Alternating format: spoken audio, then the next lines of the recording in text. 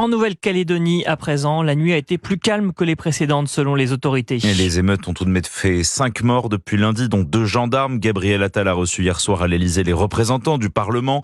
La présidente de l'Assemblée nationale réclame le report de la convocation du Congrès, qui doit valider la réforme constitutionnelle sur le dégel du corps électoral dans l'archipel.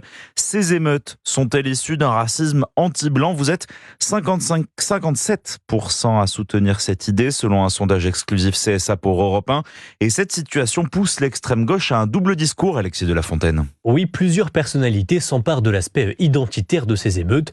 Christiane Taubira encense par exemple un peuple qui, je cite, refuse de dépérir face aux nouveaux arrivants occidentaux et dans le même temps souhaite plus d'immigration en France. La France insoumise, elle aussi, adapte son discours à la situation en Nouvelle-Calédonie.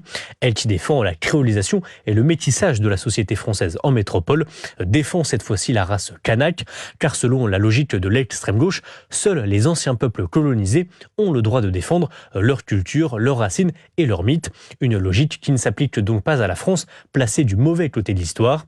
Enfin, la position des députés de la France insoumise varie aussi sur la question de l'élargissement du corps électoral.